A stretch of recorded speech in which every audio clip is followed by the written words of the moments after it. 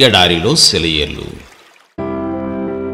ఫిబ్రవరి 13వ తేదీ వరకు రాయబడిన ఈ భాగాన్ని మీకు చదివి వినిపిస్తున్నది సహోదరుడు పాల్ సుందరం. ఆ కొండ ప్రాంతము మీదే. యెహోషువ గ్రంథము 17వ అధ్యాయము 18వ వచనము. ఉన్నతమైన ప్రదేశాల్లో నీకు చోటు ఎప్పుడూ ఉంటుంది. లోయ ప్రాంతాల్లో కనానీయులు ఉన్నప్పుడు, నిన్ను వాళ్ళు తమ ఇనుప రథాలతో అడ్డగించినప్పుడు కొండలపైకి వెళ్ళండి. ఎత్తైన ప్రదేశాలను ఆక్రమించుకోండి. దేవుని కోసం నువ్విక పని చేయలేని సమయం వచ్చేస్తే పనిచేసే వాళ్ల కోసం ప్రార్థన చెయ్యి. ఈ లోకాన్ని ప్రసంగాల ద్వారా ఊపేయడం నీకు కుదరకపోతే నీ ప్రార్థన ద్వారా పరలోకాన్ని ఊపేయి. పల్లపు భూముల్లో నీ ఉపయోగం లేకపోతే, సేవకి తగిన బలం, ఆర్థిక సహాయం లేకపోతే నీ చురుకుతనం పైవాటిల్లో పరలోకంపై ప్రయోగించు. విశ్వాసం అరణ్యాలను నరికే శక్తి గలది.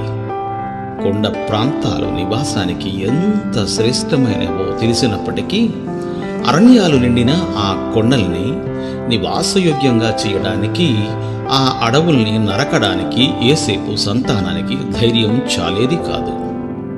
అయితే దేవుడు వాళ్ళక పని అప్పగించాడు. వాళ్ళ శక్తి ఆ పనికి సరిపోతుందన్నాడు. అరణ్యాలు నిండిన ఆ కొండల్లాగా మనకి దేవుడు కేటాయించే పనులన్నీ అసాధ్యంగానే కనిపిస్తాయి.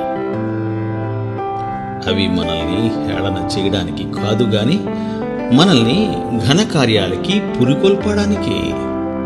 దేవుడు తన సన్నిధిని మనలో నింపకపోతే మనకి కార్యాలు అసాధ్యమే.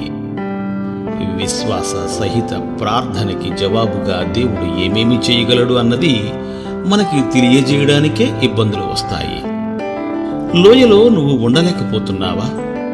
కొండల్లోకి వెళ్ళి నివసించు. బండరాళ్లలో నుండి కొండతేనె సంపాదించు.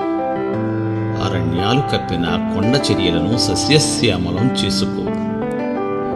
మనం దాటలేమనే నదులున్నాయా? తొరచలేమని వదిలేసిన పర్వతాలున్నాయా?